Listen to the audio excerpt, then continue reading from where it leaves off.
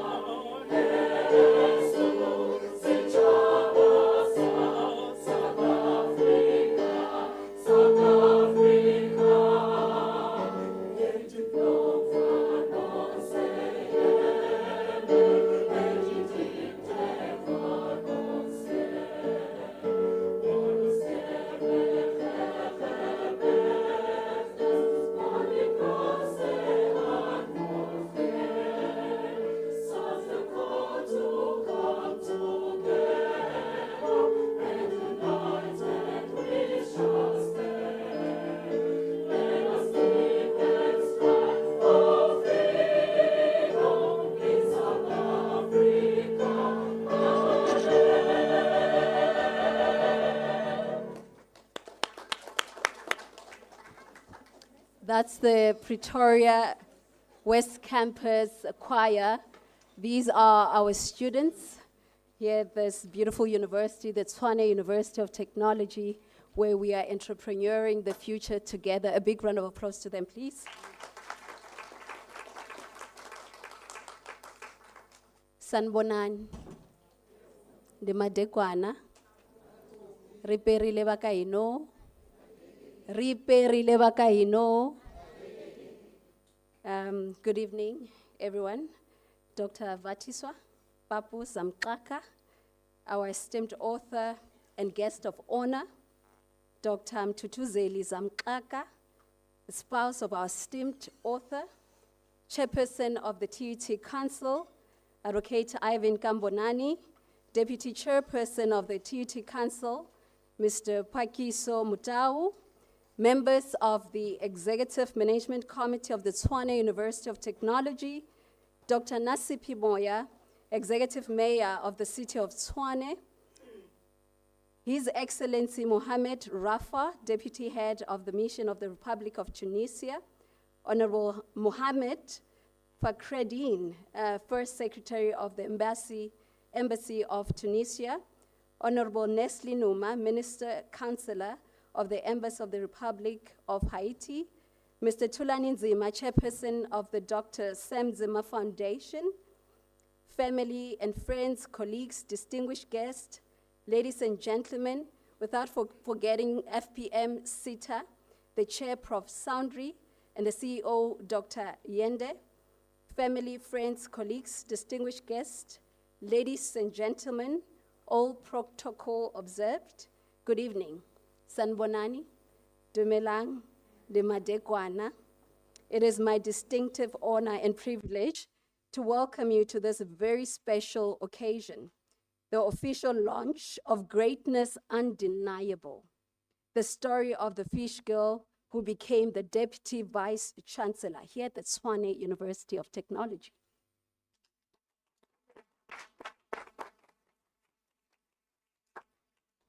Ladies and gentlemen, today we gather not merely to celebrate the publication of a book, but to witness the public unveiling of a powerful testimony.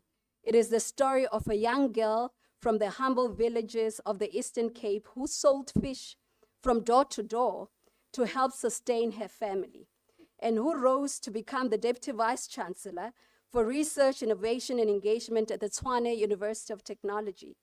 This is the story of Dr. Vathiswa Papu-Zamxaka, a journey marked by unwavering faith, remarkable resilience, and undeniable triumph.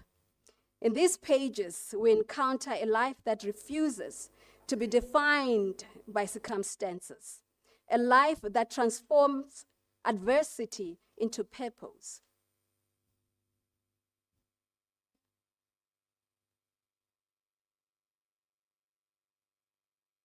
Excuse me. It's the network.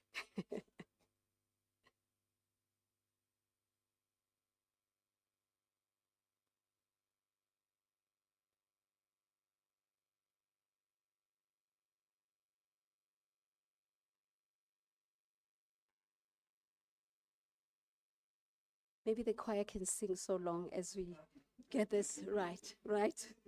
We're so lucky to have the choir here.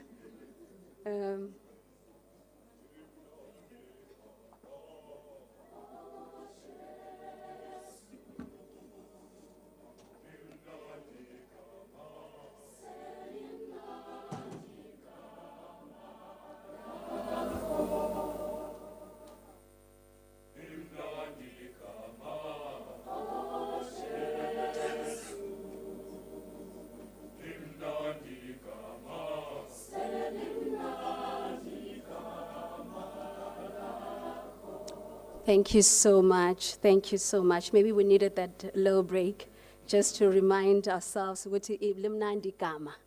know, and that's the reason we're all here. Dr. Papu-Zamxaka's journey reminds us that greatness is not always loud. Sometimes it is forged in the early morning walks to the river, in the discipline of selling fish on Saturdays, in the courage to dream beyond the horizon of one's village, and in the steadfast belief that one's story can still be rewritten. Today we celebrate not only the author, but every young girl who still walks those dusty paths. Every student who wonders whether their background is too modest, and every woman who continues to break through ceilings that were never meant to hold them. On behalf of the organizing committee, I extend a warm and heartfelt welcome to each and every one of you. Thank you for honoring this momentous occasion. Dr. Papu-Zamxaka, we are proud of you. We celebrate you, and we thank you for the gift of your story. It is now it is now my pleasure to officially declare this book launch open. Welcome, everyone. Let the celebration begin.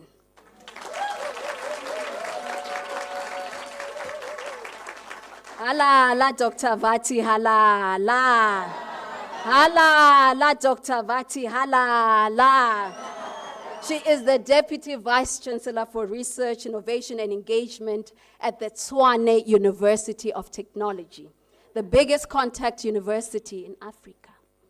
Yeah.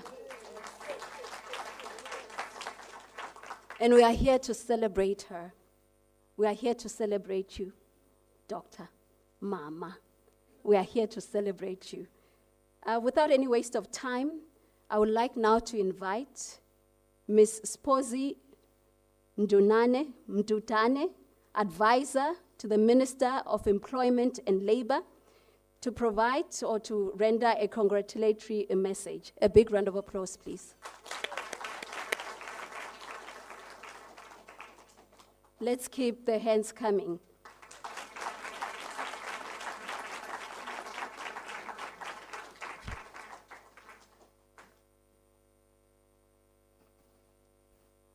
I have to greet you.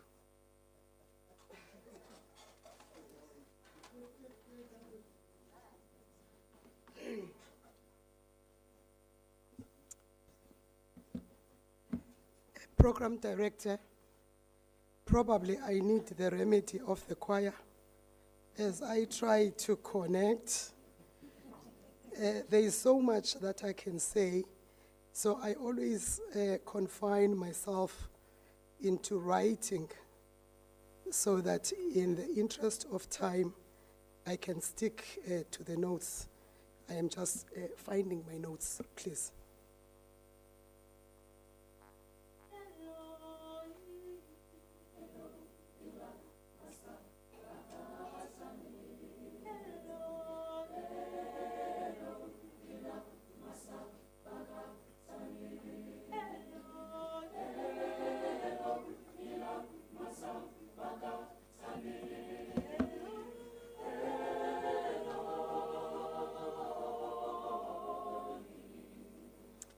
Thank you very much.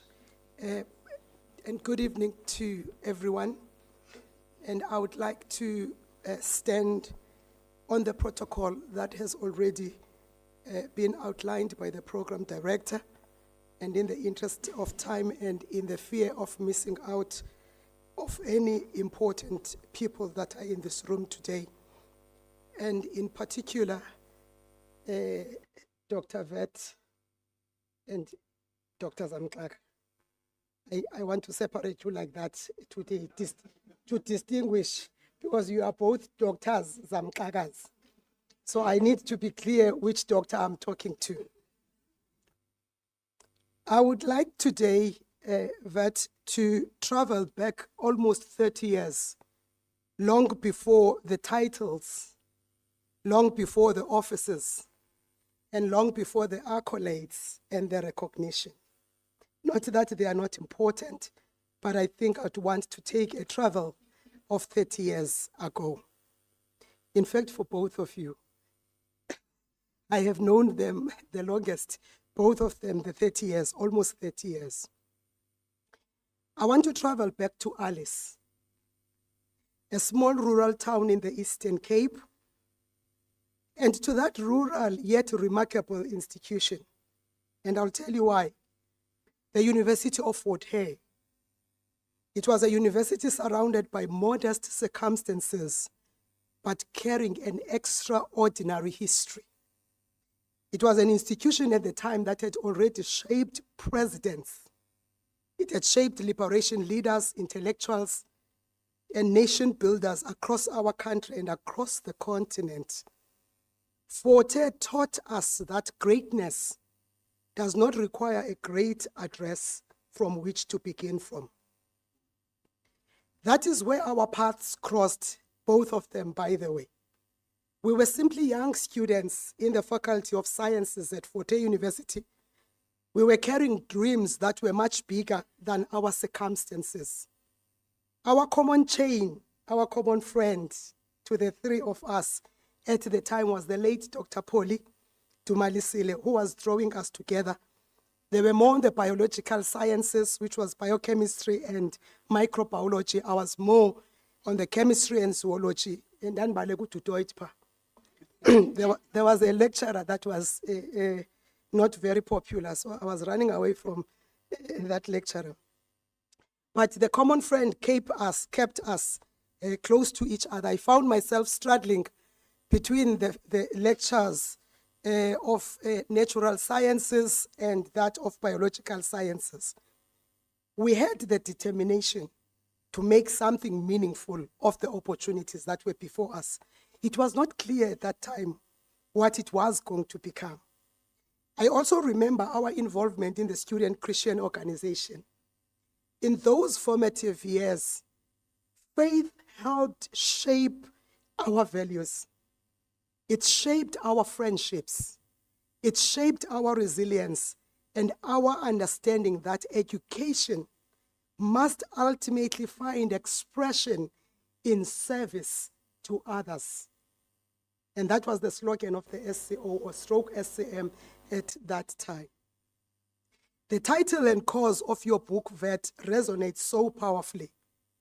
You are using your own story to raise funds for financially needy students. And in so doing, the book becomes more than a memoir. Your journey becomes a bridge for somebody else's journey. I have lived long. I can tell you, there is not less of talent in South Africa, and let alone to the youth of South Africa. There is, however, less of opportunity for people, and especially the young in South Africa.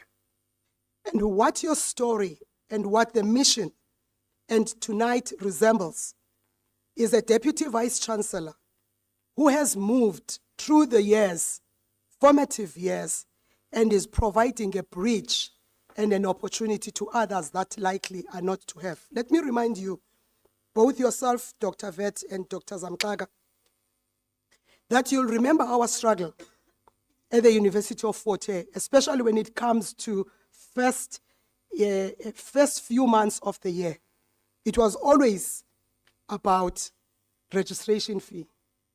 It was always about money for the books. It was always about the queues and the long lines of desperate parents that were trying to get their children at school. And I think this is one of the things that had motivated me at the time to join the student politics and the SRC in particular at the time. I further want to remind you, because I think it's important, because when people meet us with titles and seemingly at a pedestal of success, they list and they don't know our scars. They don't know our journeys. They may read about them, but they may not know. I want to remind you that we had established at the SCO at the time, Student Christian Movement. I reminded Dr. Zamxaka about this. We established an agape fund. And the agape fund was basically to assist in particular needy students at the time of, in particular, writing exams. Because we had found out that, in particular, during study time, people study long hours and they get exhausted, and some without the food. We had established the agape fund. I reminded Dr. Zem that we had a meal card that was just circulating to everyone in the campus. I really can't remember whose meal card that was. But I do know that all of us from time to time were putting some money into this meal card. And I think Dr. Ziba, I suspect Ziba was behind that meal card. Yes, I think we are in agreement. But I just want to remind Vet about this and Dr. Zamxaka that it is not now when you succeeded that you are starting to live the values that you got at the University of Fort Hare at the time. Of course, I cannot argue that your journey was not necessarily a start at that, but it equally shaped you. And the contribution that these small but big gestures were about at that time. Your book today, I am so looking forward to have it on my hands and in reading it. I want to say congratulations, Vet. You are making us proud all the time. When I told the people from Cape Town, I live in Cape Town, so I just landed and I had meetings and I came here. So I told them that I'm coming to this launch. So they say, oh, you are friends with the TVC. I said, okay, I'm a very big person, you don't know me. Your story makes us proud. We share it, we broadcast it. It is your story, but it is our story. We take ownership in your story. And one of the unique things about your story, Vet, is that yes, it has its uniqueness, but it is a story of a black child in South Africa in many forms and formats. And I want to believe that many people that are in this room probably find and identify with a portion of your story, one way or the other. And I want to say you are a resemblance of success. You are a shining star, and we are so proud of you. Congratulations.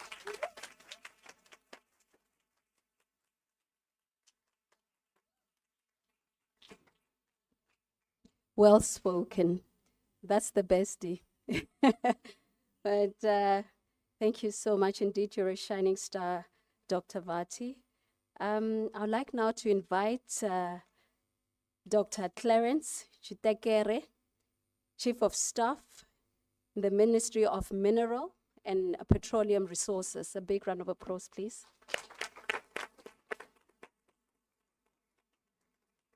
We've got leadership in the house.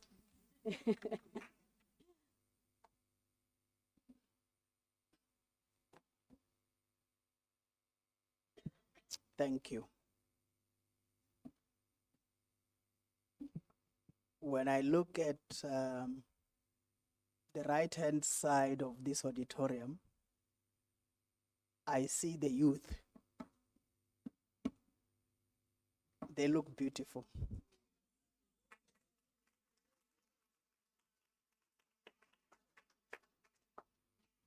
They sang very well. When I received this invitation, I underscored 2 words. And I felt inspired. Those 2 words were the fish girl. And when I read those 2 words, I responded to the doctor to say, I'm coming through. She said to me, well, if you're coming, I'm going to put you on the program. So I think it was 2 nights ago. And I decided to find resonance of the fish girl experience from anything that I can relate to, going back throughout my student life. And I realized that I read a small book that really inspired me. This little book really, it had such a profound effect on me from the moment I read it.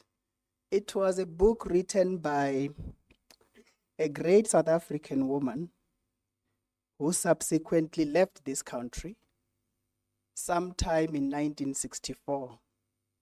She left the country on a one-way ticket to Botswana.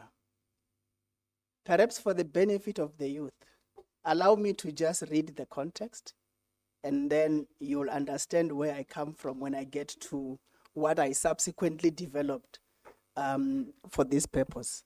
Bessie had left South Africa for Botswana in 1964 on an exit permit because she felt choked and oppressed by apartheid, rigid social and racial laws.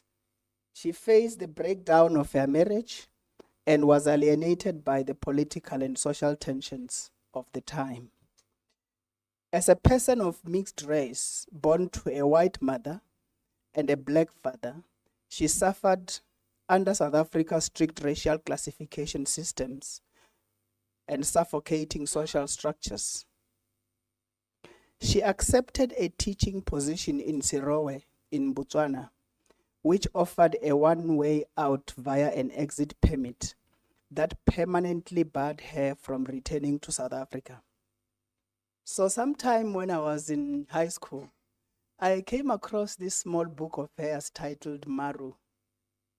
And I subsequently learned that Maru means clouds. And in that little book because I don't think it has anything more than 120 pages, I captured a strap line which said environment everything, heredity nothing. It said environment everything, heredity nothing. And I tried to make sense of what she was saying, and it really inspired me. So that's where I found the resonance with the fish girl. Now here it goes. Break the mold, environment, agency, and the unyielding spirit. For Bessie Head, the triumph of the will represents an individual's inner power to resist oppressive authority, to reject cycles of hatred, and rebuild human community. Having fled South Africa on an exit permit to live as a refugee in Botswana, Head's personal life mirrored her literary philosophy. Her survival and prolific writing remain a testament to the creative and moral triumph of the human will against displacement and discrimination. In her novel, titled Maru, Bessie Head puts forth the racial premise that environment is everything, heredity nothing, which is a radical rejection of biological determinism. Writing against the backdrop of apartheid South Africa and her own experience as a child born of a forbidden interracial union, Head directly challenged the foundational life of systemic racism and social stratification, that a person's worth, intelligence, or potential is predetermined by their bloodline. A child of a forbidden union, castigated by society and forced into exile, had understood firsthand the crushing weight of systemic oppression. Yet, she used her displacement to assert that our origins do not dictate our destiny.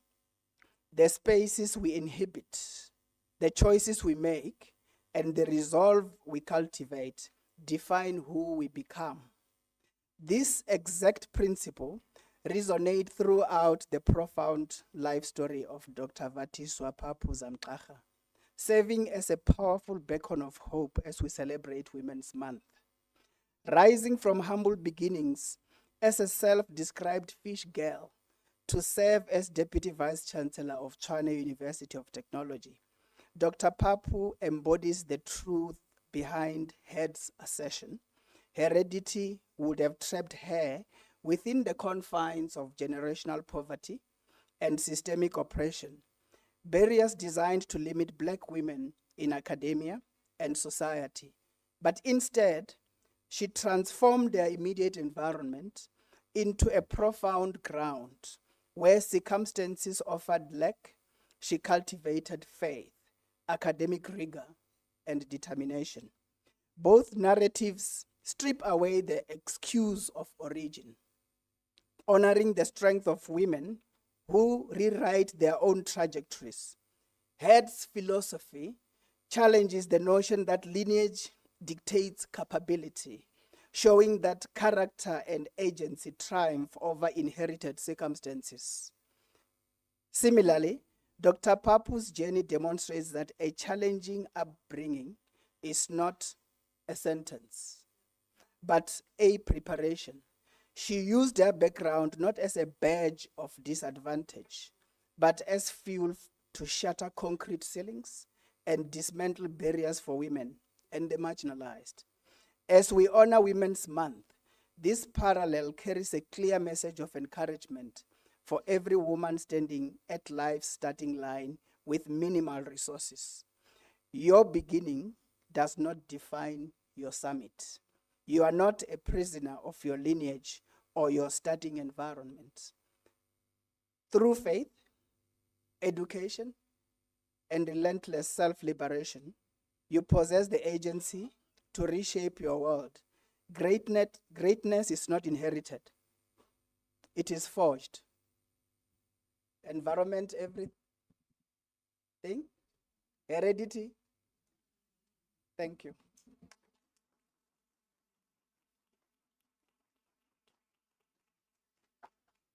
Thank you so much, Dr. Chitekere, for those great words of congratulatory. Thank you so much for that. Indeed, the shackles are off. The barriers have been dismantled, and the Dr. Vatis are multiplying. The young people are there. We are here. We are multiplying. And it's all because of your story. We are indeed inspired.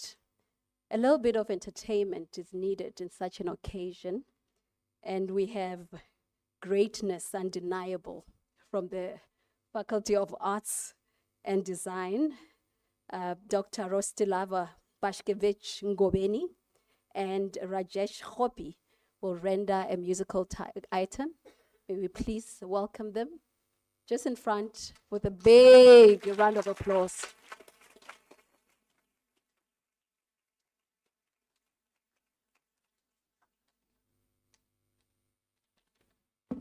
Good evening. That spoken word is especially written to our beloved Dr. Vati, Dr. V, and it is written by me. Unfortunately, Mr. Rajesh couldn't join for unforeseen circumstances, but I hope I'll make justice.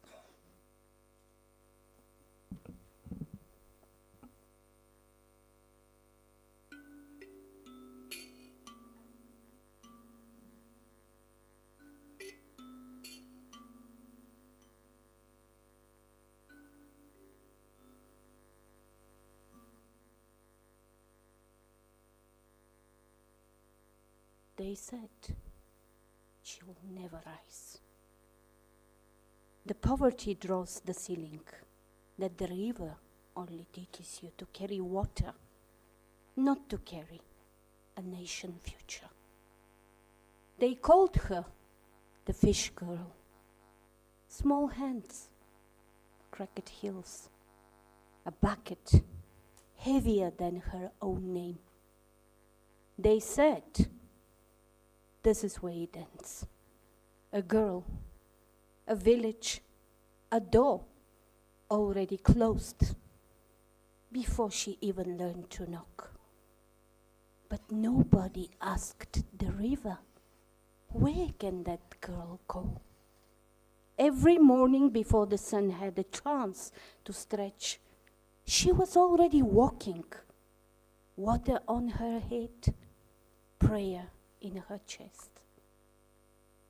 Not the kind of prayer that waits, the kind that works, the kind that says, I don't know how, but I do know who. He who promised is faithful. He who promised is faithful. So she studied by whatever light was left, turned hunger into homework, turned rejection into a reading list. They shut doors. She built hallways. They said no. She said, not yet, but watch me. Childhood hardship into a doctorate, setback into research chairs, fate into a mandate that would one day shape the lives of thousands. This is not a Cinderella story. There was no glass slipper, just hard skin feet that refused to stop walking forward. And one day, the girl who fetched water was the woman who steered a university. Research, innovation, engagement, not because the world made room for her, because she built the room. Deputy Vice Chancellor, Dr. Vathiswa Papu-Zamxaka. But greatness, undeniable, was never only about the title. It was about the truth underneath it, that nothing can stop you from being the best you can be if you are determined. This is not just a rise to the top. This is a testimony of wholeness, public excellence, matched by private integrity, boardroom strategy anchored in sculpture, academic success measured by the doors she holds open for others. So to every girl still carrying water she didn't ask to carry, to every boy told the ceiling was already built, look at her. Look at what fate did when it refused to negotiate with fear. He who has promised is faithful. Greatness undeniable. Thank you.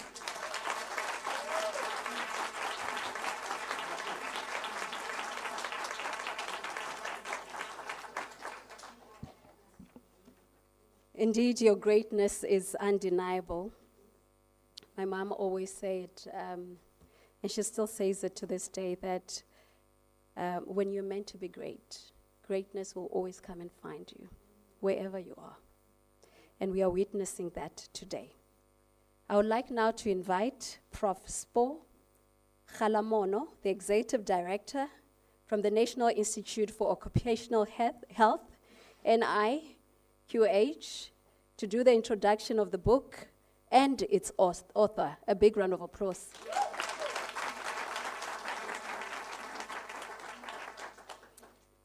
Good afternoon, everyone. Thank you, Program Director. I'm an African mother. And in Africa, or in South Africa, but in Africa, everything we do is preceded by a song, a vibrant song. And our children are here. They speak, they sing so well. I don't want to deny them the opportunity to bless me. Please, may I? Please, my children.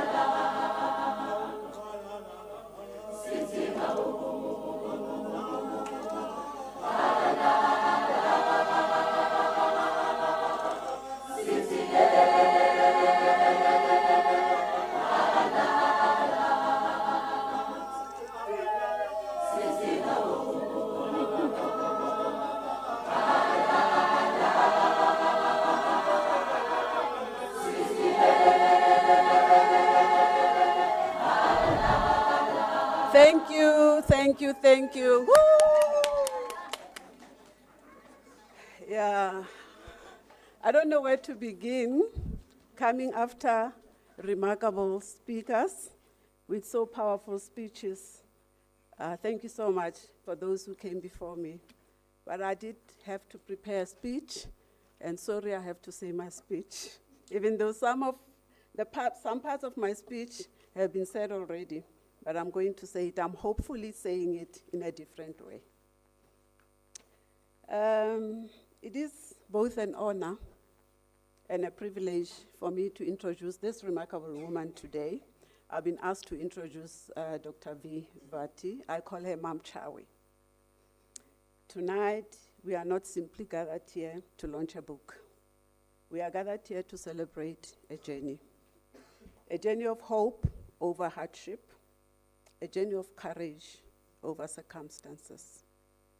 It is a journey that reminds us that where you begin in life does not determine where you go up in life.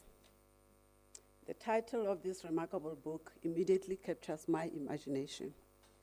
It tells us that this is not merely a story about titles, positions, or professional success. It is a story about a dream that refused to die. The fish girl in this story represents humble beginnings, determination, sacrifice, and resilience. It is the story of a young girl who could easily have allowed her circumstances to define her future. Instead, she chose to dream boldly, to work tirelessly, and persevere relentlessly. That young girl became Dr. Vati.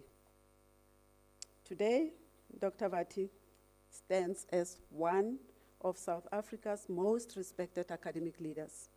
She holds degrees from different universities in public health and has studied at prestigious institutions, including Harvard University, and has built an outstanding career spanning academia, research, innovation, and industry. Yet, what makes her story truly inspiring is not simply the positions she has held, but the impact she has made.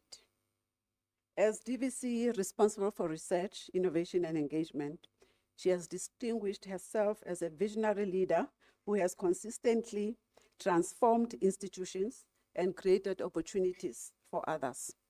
Mark that, created opportunities for others.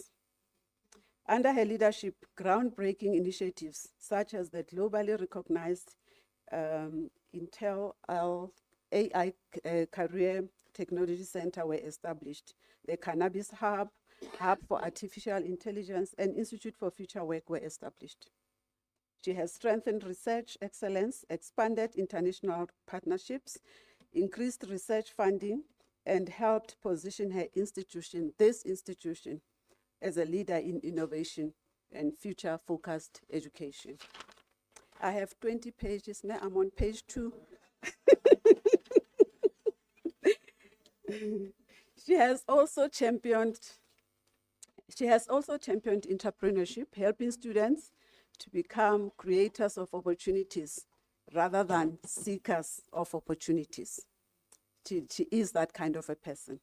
Through international collaborations and mobility programs, students have been given opportunities under her leadership to broaden their horizons in countries such as the United States, France, Italy, and Spain. Her influence extends beyond academia. She has built bridges between industry and universities, advanced research in AI, renewable energy, climate change, and sustainable development, and contributed to shaping the future of education and innovation in South Africa and beyond. But as impressive as these achievements may be, they do not fully explain who Dr. Vathiswa is. What has always struck me about her is her unwavering commitment to uplifting others. Some people achieve success and focus on their own advancement. Dr. Vati has used her success to open doors for countless others. I'm especially moved by how her passion for education inspired her to bring together professional women, including me and some of the women in here, to establish what we call Esther Nalezi. It's a non-profit, Esther Nalezi, non-profit organization that helps academically deserving students, yet financially disadvantaged students to access higher education. Through this initiative, students who might otherwise have struggled to register, to pay fees, like the meal cart we heard about earlier on, to buy books or remain at university, are given practical support, psychological support, and encouragement to continue their studies. The organization, Esther Nalezi, continues to make a difference under her leadership, and many of its beneficiaries are now accomplished professionals. This speaks profoundly of your character, Dr. V. You understand that true success is measured not by how high you climb, but by the lives you uplift along your way. That speaks to your character, and as Mamom Tandas, Proverbs 11:25 says, a generous person will prosper. Whoever refreshes others will be refreshed. Amen. And perhaps that is why this book matters so much. This is not just your story, Dr. V. It is the story of every child who has dared to dream beyond their circumstances. It is the story of every young woman who has questioned whether she belongs in spaces where decisions are made at DVC level. It is the story of every person, man and woman, who has faced obstacles, disappointments, and moments of self-doubt, yet chose to keep moving forward.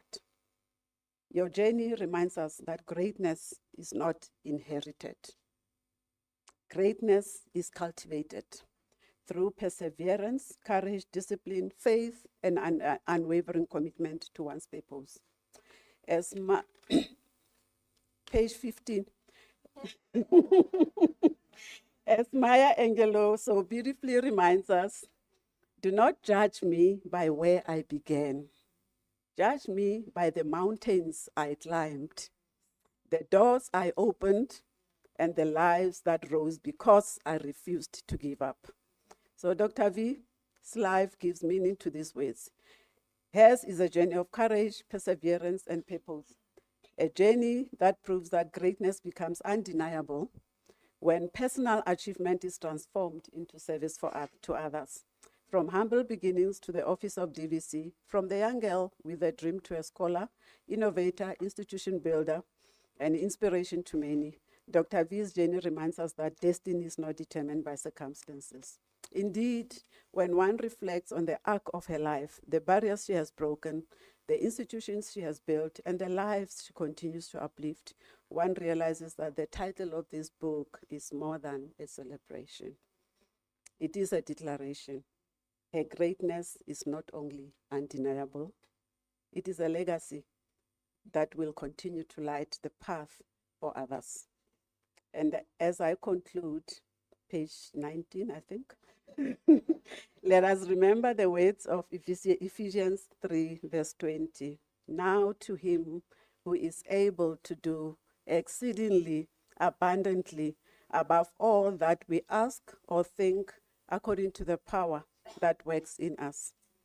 Dr. Papu-Zamxaka's journey is a powerful reminder that when faith meets perseverance, ordinary beginnings can lead to extraordinary destinies. May her story inspire us all, especially the young ones there. May her story inspire us all to dream bigger, to serve others more generously, and never underestimate what God can do through a life surrendered to purpose. Ladies and gentlemen, I'm now on page 19 and a half. It is therefore my distinct honor to invite you to rise in admiration, appreciation, and celebration of a woman whose story challenges us to believe more deeply the greatness within us.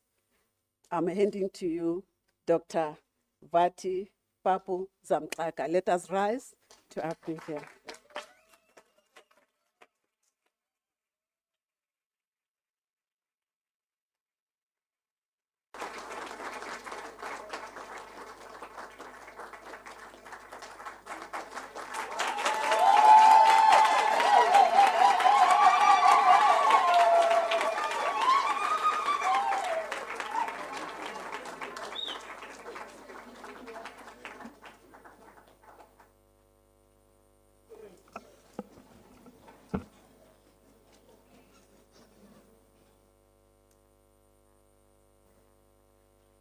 Tonight, we gather not merely to just launch a book, but to encounter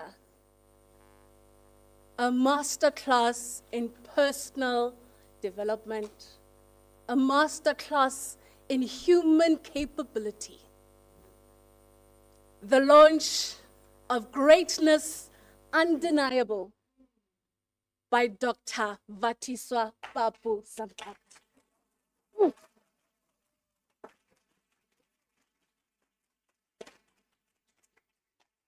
Good evening, Excellencies, distinguished guests, honored guests, all protocol observed. My role tonight is simple yet critical. And that is to get into the insights and the brilliant insights of our distinguished author and match it with the intellect in this room. Dr. Vathiswa, it's a huge privilege and an honor. Welcome. Ladies and gentlemen, I will be opening up the floor later on for questions.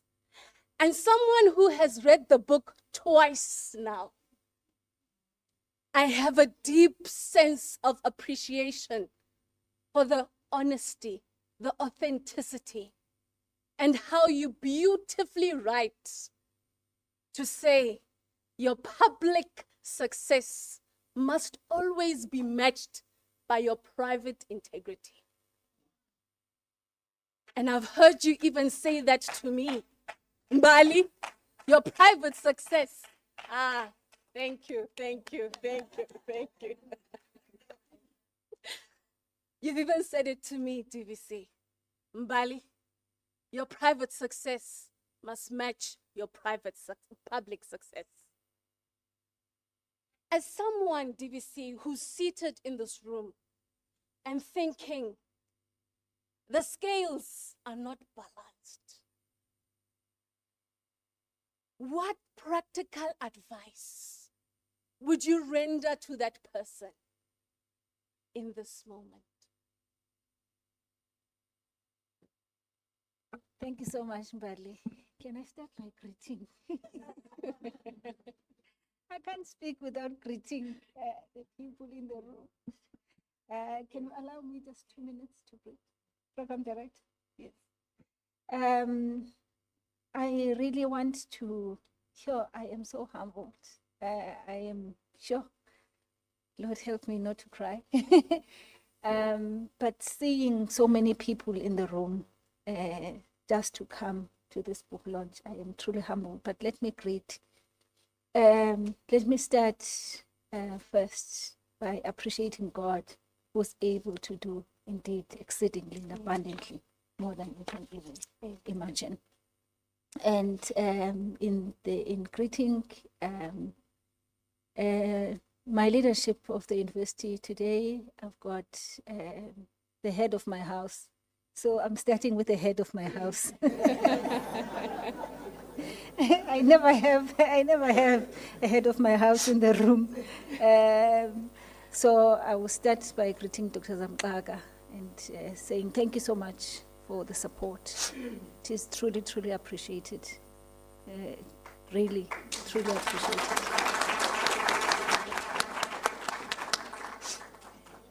Allow me to really acknowledge my leadership. I am led.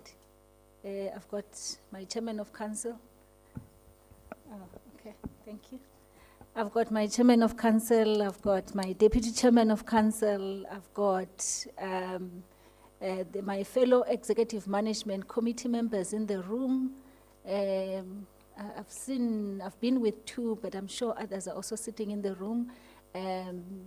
Dr. Ntangeni, who is our Deputy Vice Chancellor for Operations. We also have our acting Deputy Vice Chancellor for Digital Transformation, Dr. Emily Mabote. And we have the excellencies in the room, the ambassadors and the representatives from the various embassies, in particular Tunisia and Haiti. We've got my own family from back home in the Eastern Cape first. I've got so many families now. So I'm still on page 1 of 20. And I want to acknowledge all of them.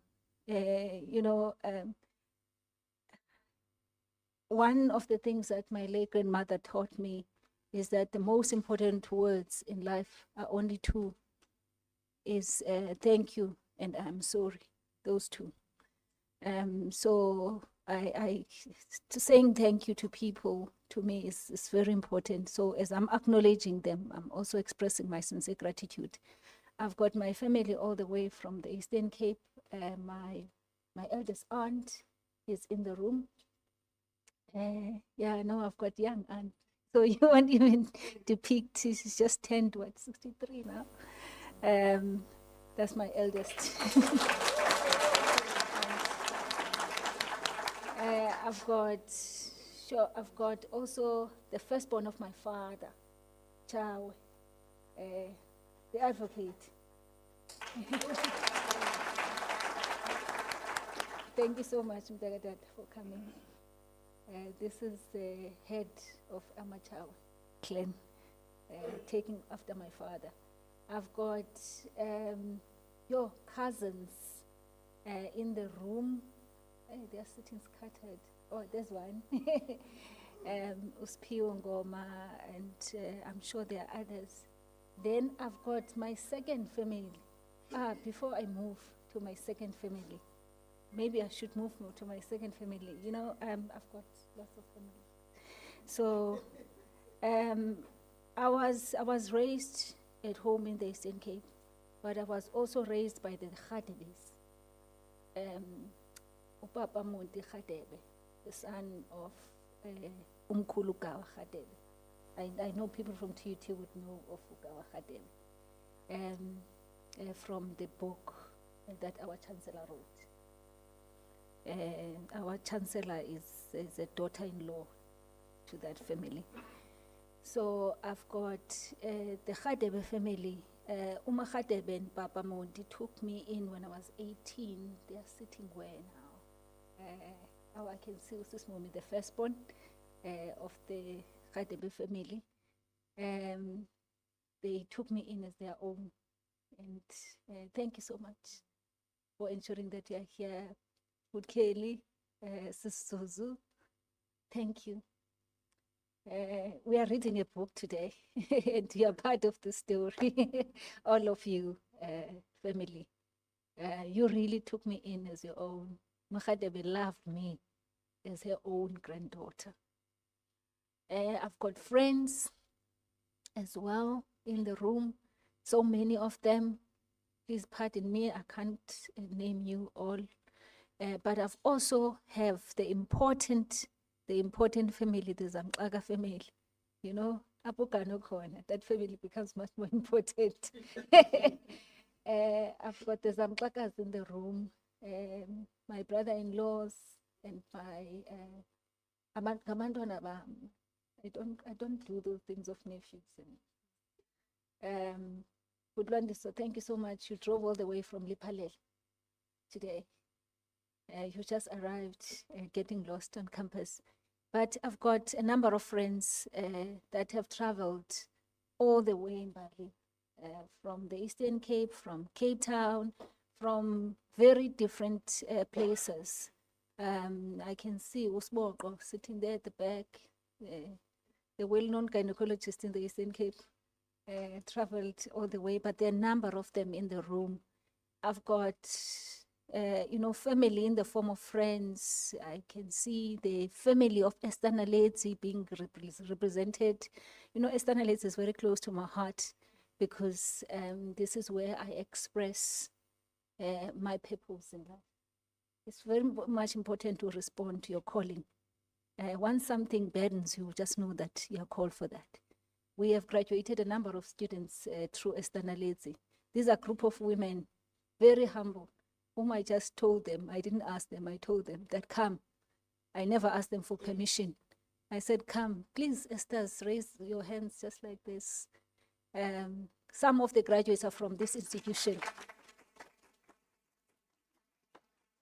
I never asked for permission, and then I realized later that, oh, by the way, they are too educated. I'm sure they are saying, what was that? Why is Vati putting us all together here in a WhatsApp group? And I just told them that, look, it's time to plow back. I'm not asking you, how much are you going to contribute per month? They've been contributing since 2016 on a monthly basis to support financially needy students. There's more than 30 of them in Esther Naledzi. Very, that's why I'm saying they are my second family, because they never left me. They are stuck with me, and I just tell them to go to the right, guys, go to the left now. And they are just saying, Vati, we are with you in this journey. So thank you so much. I can see you, many of you in the room. Sure, I've got my colleagues in the room, many of them, some of them are ex-colleagues. There are some friends, also they are joining also online. I can see another friend there, I'm a mom fundisi, so I lead some prayers. There's a friend that I'm seeing there, more than 50 women, all professional women, because you can't separate education from God. That one is what do you call those doctors who make people sleep? Anesthesiologist. I always have a tongue twister. The anesthesiologist sitting there. So we pray, we fast and pray on a monthly basis. Maybe I'm answering some of your questions before you ask me. I'm trying to make life easier. So in the room, we have a number of colleagues, but of paramount importance, we have our students, the heartbeat of any institution. At TUT, we have more than 65,000 students, colleagues, who are spread across 6 campuses, 7 faculties. We are the largest contact university in the country. By the way, we are number 6, position 6 in creative research outputs.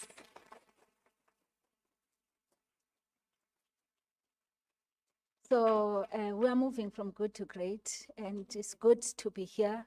It's good to see you, not just in person, but also plowing the seed. You see, I don't negotiate when I ask people to give money. I just say, come, how much are you going to give per month? So today you will be having an opportunity to give. You know, the Bible says, blessed is the hand that giveth. It doesn't say, blessed is the hand that receiveth. So we are all going to give. I'm already counting here, sure, if each of us can give just 1,000, 1,000. My goodness. We will go so far. You know, as academic institutions, colleagues, we're really ravaged by a historical debt, whilst we're battling also with the current debt through various challenges that our students go through. So let us be the professionals that make a change in our time. Let us be the professionals that are rewriting the history. Otherwise, history will judge us very harshly that what did you do during your time as a leader? What lives did you change during your time? So this is not just a mere saying, it's a call to action. So this for me is not about the book. It's about the cause. I've been telling you every Wednesday in the planning committee that no, this is about the cause. What impact are we making in society? So we want to see the historical debt of this institution being cleared. We want to see our students having scholarships to study and not struggle, just like we did with the milk cards, the milk card store. Yeah, so we are here to push boundaries. Sorry, I was greeting, but I ended up getting into the petals. You can see where my heart is. Absolutely, absolutely, DVC. I think you did answer most of the questions indeed in your opening speech, but we are here because of you, DVC. And I think it's to unpack perhaps on the question around the public success and private success. And then from there on, I will then open the floor to our distinguished audience to ask questions and engage with our author. Yeah. You see, Mbali, in my world, because you need to create your own world as a person. In my world, I strongly believe that it will be a serious indictment to have people who are being applauded by being more successful in the public domain, but they are private failures. What do I mean by private failures? You know, I cannot be seen as that DVC or that executive. I mean, I have excelled in every place where I work, not just at TUT. But it cannot be then that I excel at work, but then when it comes to family affairs, you know, not only my household, but I'm talking about the extended family too, things are falling apart. Hence, my daughter who's here published the first book when she was 9. I pushed her because I spotted a talent in her, and I said, I always tell them anyway at home that I cannot have people clapping hands for me that well done, you are doing so well. And we don't see the seeds of that success in my house. It should start there. If I'm in private sector, as I was in private sector, and I'm doing so well in private sector, then I'm asking myself, how do I take these skills that are making people to clap hands for me? How do I take those skills back to my house? Hence, my children are having registered businesses as young as they are. So, because it's an injustice, it's a serious injustice to ourselves that we are having big positions and people are clapping hands, but you are not plowing back, that in your own home, and home is not defined by your house. Home is defined by the extended family, is defined by the communities where you come from, you know. So it cannot be that the children in Mamelodi, which is the township that is closer to where I stay, are struggling, but I'm a deputy vice chancellor, you know.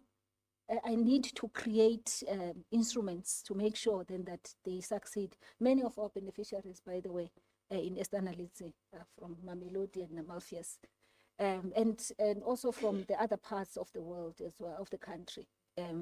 So it's very much important that for me, I said in my world, so I'm not judging anyone as Jajan.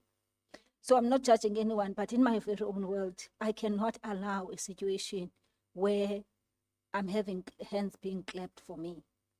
But that clapping of hands is not happening in my very own house, in my very own community, in my very own extended family. And you embody that so much, Dr. Vati. You embody the spirit of excellence, and too often you mention that as well. I'm from a home where I'm taught that you don't point elders by the finger. So I'm going to be adopting this motion as I note your hands, distinguished guests. Questions from the floor? Okay, we'll go. Noted, noted. And then two hands at the back.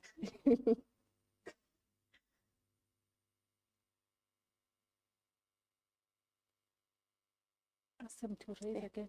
Can you kindly just raise your hands again, please, so that we can get the roving mics to you? So it will be 1, 2, 3, and 4. All right. Good evening, friends, colleagues, and DVC. Congratulations on the publication of this manuscript and indeed being vulnerable to us. As I read the first few pages of the book, the word excellence comes out many times. Excellence, excellence, excellence. And I'm wondering if maybe you could just reflect for us, what is the price of excellence, or what has been the price of excellence in your life? Because everything has a cost. So your pursuit of excellence has come at what cost? And it will be great. I'm sure it's in the book somewhere, but it will be great to hear it from you. Thank you. Good evening, everyone. Teacher A, who Dr. Vati knows. I will write on the protocol that has been established. Thank you so much, Dr. Vati. I'm also on on your pursuit for excellence. For me, I've seen you putting your family first. One of your daughters has written 2 books. One of your daughters written 2 books, and you were behind that. And that's the excellence that you've been pursuing for your family and the selflessness. And now, what is it that you had to put aside for yourself to make sure that Ubulumko, Nokungao, everything that they are today is perfect? Because I know that you have been pursuing excellence. But thank you so much for being who you are and what you have been into our lives. We appreciate you. Thank you. I think we can take the 2 questions. Okay. I'm just noting the questions on my phone. I don't have anything to write. Starting with the price of excellence. I'm not too sure if I should say it's a price, because price, is associated with pain. Whenever you are going to pay a price, it means you are taking out of something, When something is driven from within, it becomes priceless. You don't even feel it, because you are so consumed by the fact that it has to be perfect, no matter what. So I'm not too sure if I would say it's a price per se, because I don't really ascribe it to a price. I see it as something that we need to live by. I see it as something that we need to exhume from within ourselves. It's strange that you're asking me about excellence because I was telling another group during the day that God has given me 4 book titles, and one of them is excellence is a must, is not an option. So that's a book that I'm currently working on. But long and short, I cannot put necessarily a price. Like it's priceless. You don't even feel it because it becomes so natural. I guess maybe not for everyone, but for me it's all or nothing. It's really all or nothing. I would rather not being involved. I always tell my husband that if it's not going to be excellent, then let me not get involved. What is it that I had put aside? It's much more of the balance of scales, if I may put it that way. Not necessarily putting anything aside, but knowing what to put as a priority at any given time. Because understanding that, raising children, Teacher A, they are at different stages in their lives. There are things that I believe that you need to shy away from when your children are babies. They require much more of your attention, if you get what I mean. But there's time where they are teenagers, there's time where they are adults. So it's all about shifting, the priorities along the way. For instance, attending lesser weddings. Not being available for everything when you are needed the most at home. Because you cannot be a champion out there, but your home is crying. And I know many people in the room, they go to church, and we have this struggle, as born-again Christians, if I may say, especially the pastors, that everyone wants you to be everything to them. But you cannot, and it should be fine for you to say, look, during this period, I need to attend to my family because my children are at this stage. When they're at university, for instance, it's not going to be the same as when a child is writing matric. It's not going to be the same when the child is starting grade 8, as an example. So it's all about, juggling these priorities and ensuring then that out of it there is success without making anyone feel excluded or being left behind. But be truthful to yourself first before you can be truthful to others. Again, my husband will tell you.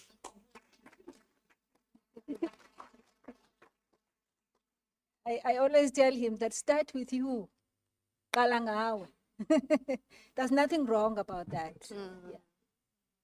Yeah. Good evening, everyone. Hi, Dr. V. Congratulations. I have about 20 pages and about 70 questions, but I'll just ask 2. My first question, I just want to find out if there is a young child from a rural area that reads your book and they feel like they're overwhelmed with their own circumstances, what advice will you give them? Well, what is the first step that you say they should take once they've done reading your book? And then my second question is, I've listened to your talk shows and I know that there are some personal issues that you went through and some vulnerability. So what I want to find out, was the process of writing this book healing for you, or it was difficult to relive all those experiences? Maybe let me start with the latter. It was difficult. I don't know how many times I stopped. My husband will find me crying. I guess when it's good to pour out your emotions, not bottle them up. So I stopped many times. I really stopped many times. I even stopped for a year. Yeah, I started writing this book in 2020. This is 2026, 2024. And I stopped for the entire 2025. But also the reason was the issue of priorities. I was completing my 5th year as a DVC, my first 5 years. So I really wanted to finish strong. So I had to say, okay, put this one aside. But that was one of the reasons why I stopped. But also the emotions that were coming out of it, they were just too much. So it was indeed a healing process. Then the first question was, if a student, when I was a student at UCT, I did my first 3 years at Forte. Then I went to UCT. It's a long story, actually. I was admitted at UCT when I was doing standard 9, grade 11, provisional acceptance, of course. But my results, you can read about it in the book, got lost by the Eastern Cape Department of Education. As a little I just turned 17 years. I had to go up and down looking for my script. It was a very traumatic situation, but God being God, I was told I didn't write mathematics, and the one that I loved the most. So, but anyway, I'll cut the long story short. I lost my spot at UCT because they waited for me. If you do not show up, then you end up losing your spot. Then I went to Forte, and I didn't apply to Forte, so I had to pay late registration.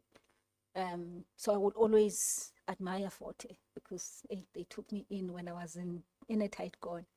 So, but my results were quite good.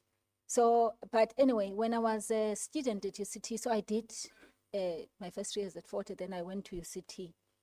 A calamity occurred, and I'm coming to answer your question as to what do you say to the young girl. Our father, with this man, signed my documents and then disappeared. And I was, my father, our father used to work at the Supreme Court in Bishop. So he put in everything honestly in terms of his occupation and everything. And obviously, the university is going to judge you based on what the parent earns and whatnot. So it then happened that he did not show up, and I didn't have money to pay for the fee. So I owed the university. So when he did not show up, the resilient me they were busy with orientation. I didn't attend the orientation. I asked for the library and I was shown the library. I wrote a letter of appeal. Who told me about the letter of appeal? I don't know. It just came, I just wrote. And whether it was having a broken English or not, but I just wrote a letter of appeal. And out of that letter of appeal, UCT instructed the advisor, who was Dr. Vathiswa Papu-Zamxaka. She was the only Black African person in the entire medical school at the time, if I recall correctly, female. So I went to see Dr. Vathiswa Papu-Zamxaka.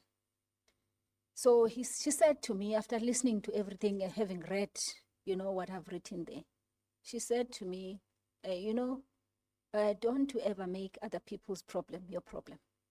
I'm answering your question now. Your mother has a problem, your father has a problem, but you don't have a problem. Never make other people's problem your problem. So those circumstances that those children are finding themselves in, they are not their problems. So don't own up to something that you didn't create. You still have your own life to create your own journey, to create your own path. So focus on what you are to build. We come across many a times children who are so angry, who are having a lot of resentment that my father ran away, my mother did this and whatnot. It's their problem. It's their problem. So just say to yourself as a young person, you know what? I do not have a problem. In fact, I have a solution. The solution is to work harder, is to strive harder, is to knock at more doors. Not every door that is closed is locked. Knock at more doors will open. I spoke earlier on about the Khadebe family. I go back to that story of the Khadebe family. This is how I got to be adopted by the Khadebe family. I'm going to put this mommy on the spot here. She's sitting there. She has, all of them, but her in particular was always running the show. And this is a person that is not my blood sister. when I went to Sweden, I'm sure she might have forgotten. She came to meet me at the airport here in Ortam. She bought all the winter clothes for me to take to Sweden because I was just going there, like with proper clothes. She bought the full suitcase and made sure then that I take the right clothes, you know. And this is just one out of many things that they have done. So there will be a good Samaritan out there for you. So don't make other people's problem. Even if those other people mean your parents, it's their problem, it's not your problem.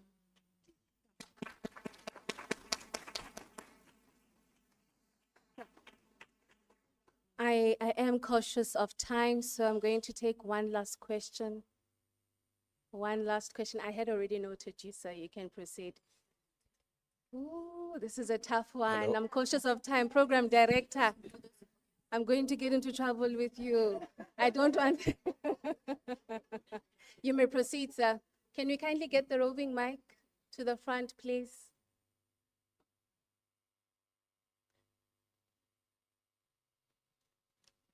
This would be the last question. Good evening, everyone. Congratulations, Dr. Mama. I've followed your work very closely. My question is the first one. I see Dr. Zamxaka is also a doctor. I'm interested who motivated the other that were going for PhDs? And how was the journey balancing at home? And how do you balance being a DVC, being a wife, and being a mother, and the duties overwhelming?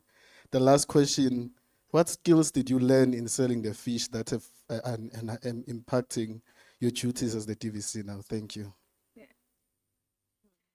Okay, there are so many questions there. I don't know if I'm going to tackle all of them. The latter one about the skills in selling fish, resilience. They can mock you. People,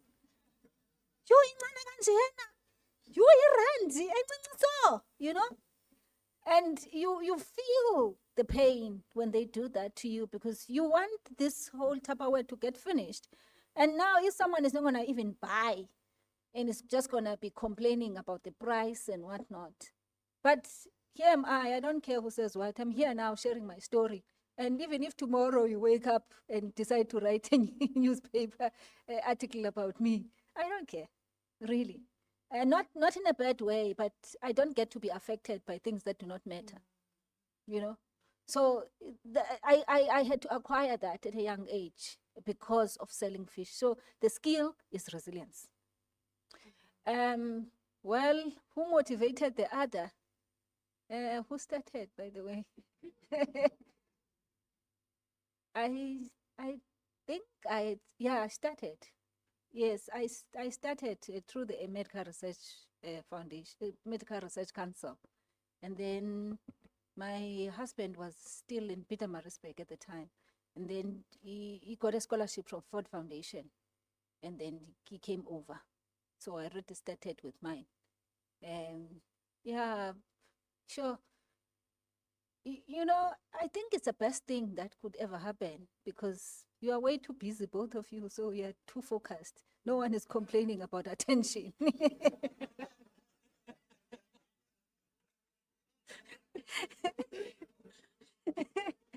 Yeah, so it's a good thing. And in terms of balancing, you know, if there's only one thing out of many things that Christianity has taught me, is the order of God. When you understand the order of God, you know your position. You know that, okay, I'm a DVC at work, I'm a mother at home, I'm a wife at home.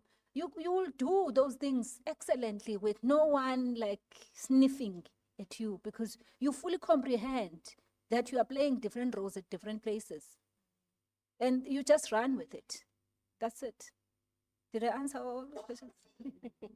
No, thank you so much.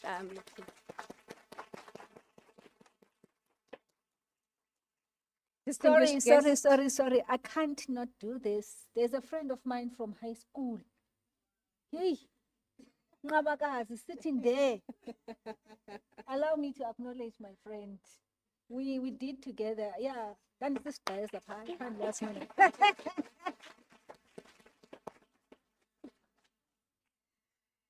Thank you so much. Distinguished guests, we must Unfortunately, so we must draw our formal dialogue to a close. But I want to believe that though today the conversation has definitely sparked a dialogue, and we must continue. And I want to believe that it is far from over. Today, Dr. Vathiswa Papu-Zamxaka has not only shared a magnificent memoir, she has laid down a profound challenge to every leader, academic, and change maker in this room. Greatness undeniable reminds us that our origins do not dictate our destination, and that true leadership requires unwavering faith, integrity, and grace. Dr. Vathiswa, thank you so much for your vulnerability, DVC, your brilliant academic leadership, and your uncompromising authenticity. To our exceptional audience, thank you for engaging with us. And I know that most people wanted to ask questions, I know. But I want to believe that your sharp insights have elevated this room. Please help me in a resounding round of applause for our distinguished author.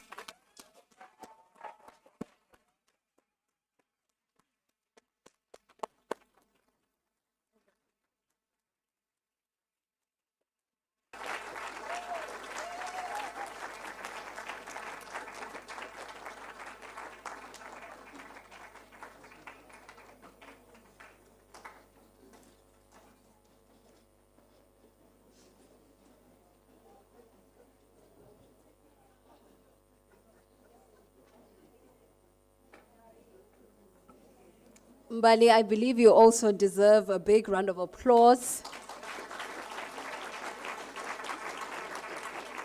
for driving that conversation so excellently. Thank you so much for that, so passionately as well. We can tell that you read the book twice, right? Well, ladies and gentlemen, we're going to move on with the program. The resilient fish girl who swam against crashing currents. Okay? Dr. Vathiswa Papu-Zamxaka. May I please invite now Mr. Pakiso Mutau, the Deputy Chair of Council at the Tshwane University of Technology, to speak on sowing seeds of greatness. A big round of applause for him, please.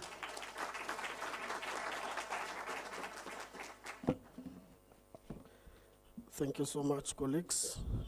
Good evening. Halala fish girl, halala. We can do better than that. Halala fish girl, halala. Halala Dr. Zamxaka, halala. Offering time. Come on, Bazalwan. Offering time. Blessing time. Offering time. Blessing time. Thank you so much, Program Director, Ms. Papama. As you've said, my name is Pakiso Mutau, the Deputy Chair of Council. My chair is here. I'm not trying to throw a coup. He allowed me to take control. Let's clap hands for him.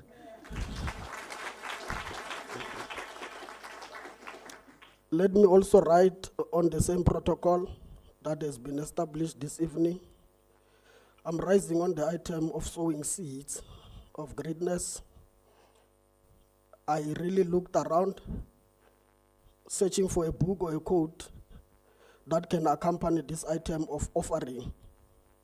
But to be honest, ladies and gentlemen, I couldn't find anything except in the Holy Book. In the book of Acts, it says it is more blessed to give than to receive. You know why? Because when you give, you open room for more. And further, King Solomon says in Proverbs 19:17, open quote, whoever is kind to the poor lends to the Lord, and he will reward them for what they have done. Close quote.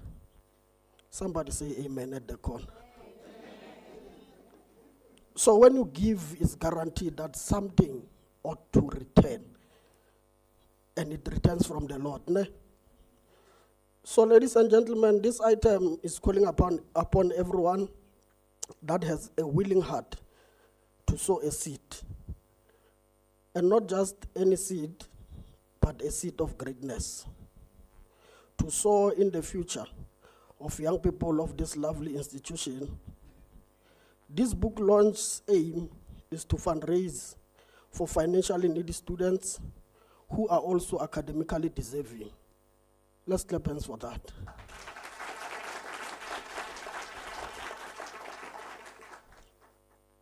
It's not aimed to just do it for the sake of doing it. It has a purpose. The author's dream, as I spoke to her, she said his dream is to assist the institution. Just a moment, I think I'm experiencing the same issue that our spokesperson has experienced. But mine, because the DVC digital is here and got reconnected quickly. So the author's dream, like most of us, as I spoke to her, is to see the university's books clean. So I'm here calling upon all of you, colleagues and ladies and gentlemen, that can we all come together and help make this dream come true, which will ultimately allow others to achieve their dreams of getting their qualifications to seek employment and further their studies. So I'm also here to encourage you, ladies and gentlemen, to please buy the book for yourselves. I already bought mine. Clap hands for me.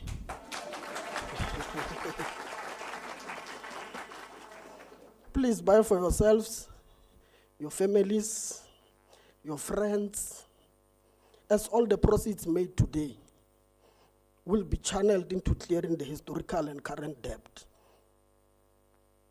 Give anything you can at all cost. If there are those watching online who are also asking to also reach out and give to all our university stakeholders and alumni who are also calling upon them to come and assist with this issue of historical debt. I believe books will be sold outside, correct? Books will be sold. So you can also give without even getting the book. Ne? If we were at church, I was going to ask the usher to bring a basket. And then the choir is here. There's a song, Rinjalo, Siatandaza, Sianigela, Siadumisa. We're here to celebrate a woman of God. Hallelujah.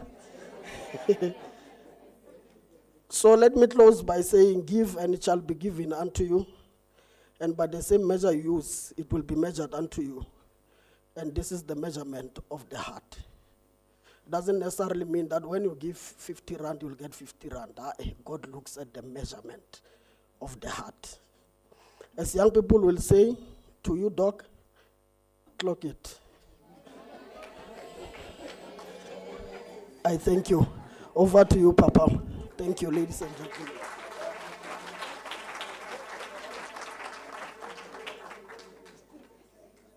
I see we're moving with the times. Eh? Very impressive. May I now invite Mr. Banele Nsele, the President of the President General of the ISRC here at the Tshwane University of Technology, just to respond on behalf of the students. Banele?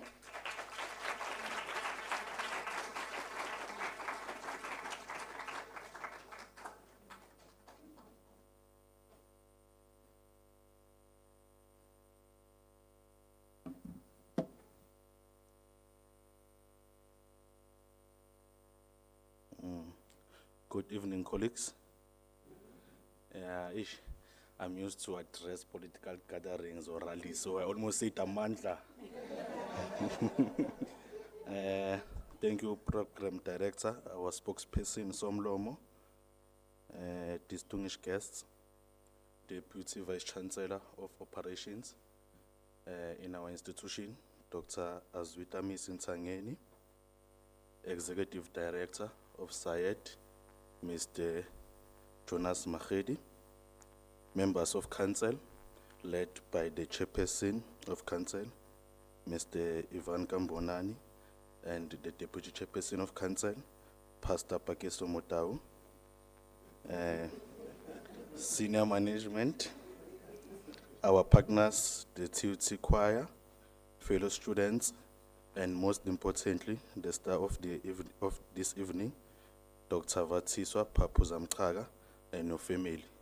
Good evening. To those that I did not mention, just know that I'm important than those that I've mentioned. Program director, in the interest of time, because we are at the end of the program, I will try to be shorter like a miniskate, but long enough to cover the basics. It is a profound honor to stand before you tonight on behalf of more than 65,000 students of Tshwane University of Technology. Having read Greatness Undeniable, I can say that this is not simply a book about one woman's journey. It is a book that speaks to all of us. Dr. Papu-Zamxaka, you have given us more than a biography. You have given us a mirror, a map, and most importantly, a permission to dream. Your story of the village fish girl, a young girl from rural Eastern Cape who knew hardship and struggle, resonate deeply with our students. We see ourselves in the student who arrives at the university with one suitcase, big dreams and prayers of a grandmother. We see ourselves in the first generation student carrying not only textbooks, but the hopes of the entire family. Your words, my beginnings do not define my destiny, close quotes. You remind us that where we come from must never determine where we are going. And this is where your story speaks directly to the importance of education. Nelson Mandela reminded us that, open quote, education is the most powerful weapon which we can use to change the world, close quote. Amilcar Cabral too understood that the liberation and development of our people required the development of their knowledge, consciousness, and capacity. That is why institutions such as TUT matter. Education does not merely change individuals, it changes families, communities, and nations. And your journey, Mama, is a living proof of that. What particularly stood out for me is your emphasis on faith, resilience, and service. Faith reminds us to remain anchored when circumstances are uncertain. Resilience reminds us that obstacles are not the end of the journey. And service reminds us that leadership is ultimately not about position, but about impact. You write that, open quote, service is the highest form of leadership, close quote. As student leaders, this is a powerful challenge to us. It asks us to move beyond positions and titles and ask a much more important question. What difference are we making in the lives of others? Your own journey provides the answer. You did not simply overcome barriers, you opened doors for others. Through your leadership, your support for financially needy students, your contribution to research, your commitment to innovation, you have demonstrated that personal success becomes meaningful when it creates opportunities for others. There is an African proverb that says, open quote, the child who is carried on the back sees farther than the one who walks alone, close quote. Mama, tonight we say thank you. Thank you for carrying us. Thank you for seeing farther so that we can dream bigger. On behalf of the students, we make 3 commitments. We will read this book, we will live its values, and we will pay it forward. We will pursue excellence without compromising integrity. We will lead with purpose, and just as others carried you, we will carry the next generation. Dr. Papu-Zamxaka, you can clap.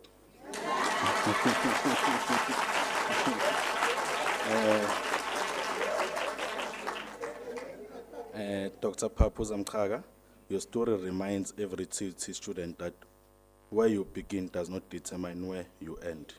May greatness undeniable reach every campus, every classroom, every resident, and every young person who needs to hear that greatness is possible. Today we celebrate you, Mama. we honor you, and we thank you for showing us that greatness is not only undeniable, it is achievable. Congratulations, Mama. I thank you. Halala.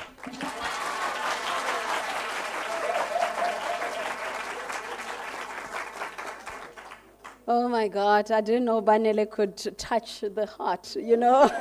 That was really heartfelt. Thank you so much, Banele, for that. We're inspired, and we really felt the message deep down. I think it's time now for us to dance a little bit, right? Is the choir ready? Is the choir ready? Okay. Can we have that celebratory rendition, specially dedicated to Dr. Vati?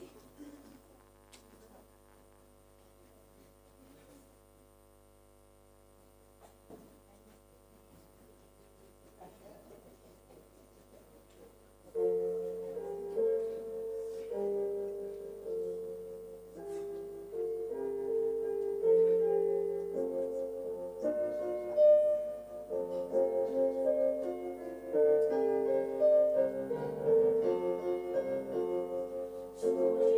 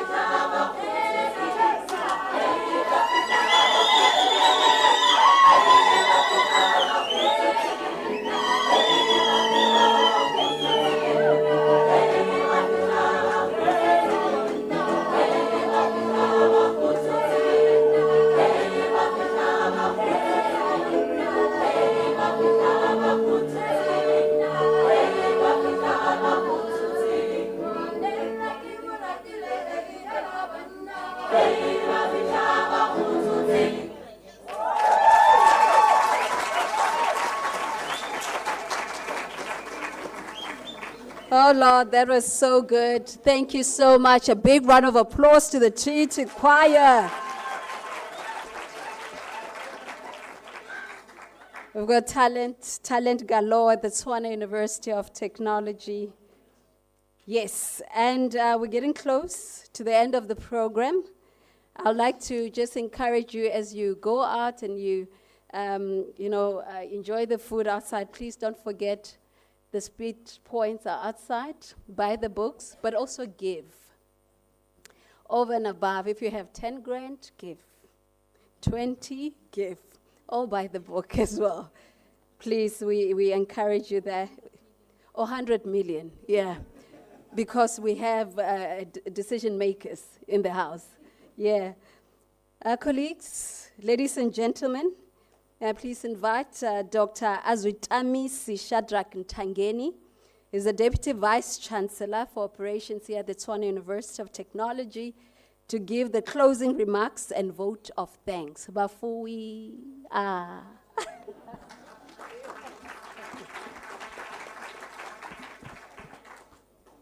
Program Director, Ms. Papama Chiskawe, Chair of Council, Mr. Ivan Kambonani, the Deputy Chair of Council, Mr. Pakiso Mutau, in absentia, our Vice Chancellor and Principal, Prof. Diniko Maluleke, members of Council present here this evening, colleagues from the Executive Management Committee and Institutional Management Committees, our honorable participants in the program, distinguished guests, academics, and students, led by our first student, the President General of the ISRC, Mr. Banele Ntsele, and most importantly, our author of the hour, Dr. Vathiswa Papu-Zamxaka. Yes, you are doing right. What I did before I could come to the stage, I texted the acting Deputy Vice Chancellor Digital Transformation to say that network issues must not happen with me. And she responded with a positive emoji. Good evening, Ndimadekwana, Tobela, Riperile, Sanbonani, Huyenand, Halala, Dr. Vathiswa Zamxaka, halala. Halala, our own fish girl, halala. I can safely say, yes, she is my buddy. We call each other buddy, and she's an author. I've got a buddy who's an author today, and what a time to be alive. Congratulations, my friend. Ladies and gentlemen, it is an immense privilege to stand before you tonight at the People's University to celebrate a milestone that encapsulates the very soul of what the institution stands for. When I read the title of this book, Greatness Undeniable, the fish girl who became the DVC, I am not just looking at a title. I'm looking at a mirror of our mandate at the Tshwane University of Technology. Over my 25 years of service of this glorious institution, I've seen thousands of students walk through our gates carrying nothing but a dream and a heavy sack of difficult circumstances. Dr. Vathiswa's story is their story. It is the story of South Africa. It is the story of breaking barriers and defeating the odds. To call yourself a fish girl, tell us about a background rooted in a struggle, marginalization, and raw survival. But to finish that sentence with who became the DVC tells us about the transformative power of education, resilience, and unyielding faith. At TUT, our driving mantra is to move from good to great. True greatness is not given. It is forged in the fire of perseverance.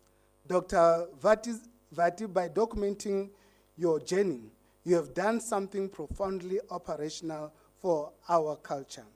You have provided a blueprint for our students in Soshanguve, in Pretoria, in Garankuwa, in Emalahleni, in Pulokwane, in Bombela. You are providing to them that their starting point in life is merely a baseline, not a life sentence.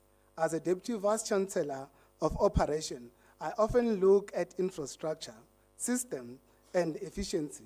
But tonight, this book reminds us that our most valuable infrastructure is our people. Our greatest output is the human capital that goes out to change society.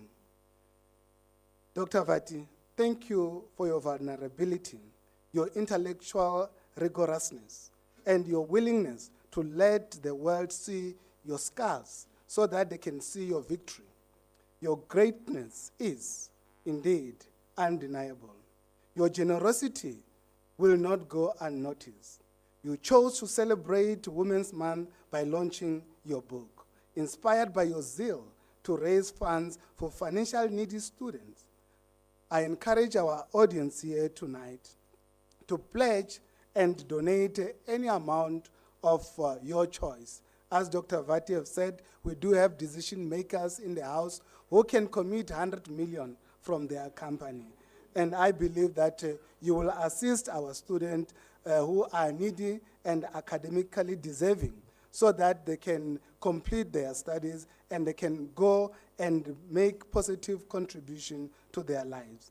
We do have enough speed points outside so that we can transact without having long queues. Just come and say 10,000, we tap next, and then we can raise 500,000 in one evening. Your contribution will go a long way towards assisting our students. With our total student population now just over 70,000. About 40,000 of these 70,000 are NSFAS beneficiaries, as we are often called University of NSFAS, which leaves over 30,000 students self-funding their studies through different means, bursaries, and other methods of raising funds. And this phenomenon continues to balloon the university student debt, which from time to time stand at about 4 billion. Therefore, we have a huge responsibility to be able to tackle that.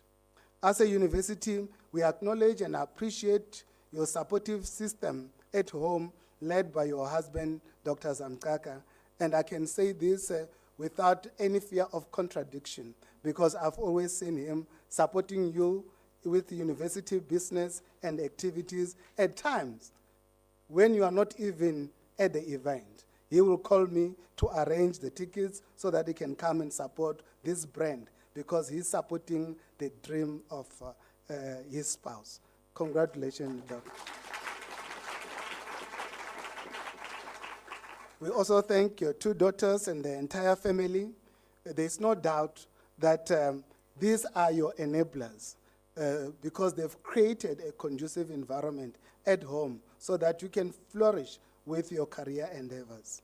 Before I conclude, an evening of this magnitude does not happen by chance. It requires a dedicated ecosystem working in unison. To our distinguished participants and guests, including the excellencies from the embassies of Tunisia and Haiti, thank you for honoring us with your presence tonight. Your support breathes life into our academic and literary community. To our choir and our artists of the evening, your rendition is what the doctor has just prescribed for tonight. Indeed, we've enjoyed ourselves. Continue to sharpen the angelic voices which you are blessed with, because if you don't use it to the benefit of the others, who knows, God might take it away. Therefore, use it to bless all of us. To the organizing committee, thank you for your meticulous planning and late nights. You have executed this launch flawlessly, demonstrating that true operational excellence we strive for at TUT. To our dedicated staff, thank you for working tirelessly behind the scene, from logistics and security to technical support, to ensure this evening is a resounding success. To our vibrant student body, thank you for your overwhelming support. You are the heartbeat of this institution. And this book was written to show you what is possible. Let us not just buy this book to fill our shelves. Let us absorb its lessons. Let us push our boundaries, support our women leaders as we also celebrate Women's Month, and continue to build an entrepreneurial university that turns ordinary dreams into undeniable greatness. I will close with my favorite quote, because Mr. Mateka will not forgive me if I don't say this. I'm quoting from Edmund Beck, open quote, "Evil prevails when good men sit and do nothing." I thank you.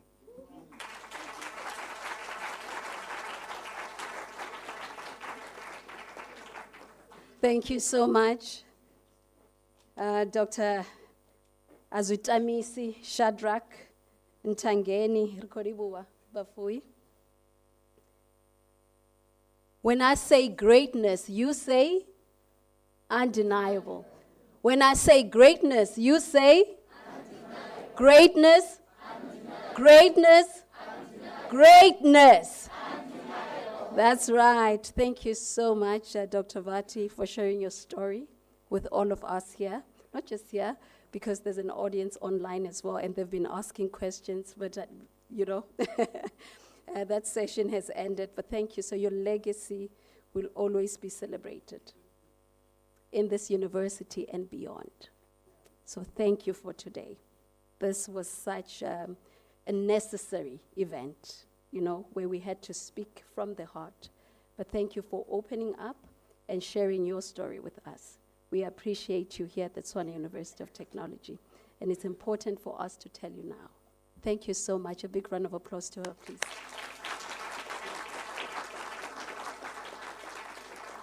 With that said, ladies and gentlemen, you have been a wonderful, wonderful audience, and I think you also deserve a big round of applause. Yes. Of course, there's a book pages outside and also signing, Dr. Vati. But as we, you know, we're served with food, can we have the family, the EMC, the council members to go to the 5th floor, family and friends to go to the 5th floor, and the rest of us will just enjoy the food on the foyer. But it's been great. Greatness, greatness, greatness. Thank you. Have a lovely evening and drive safely.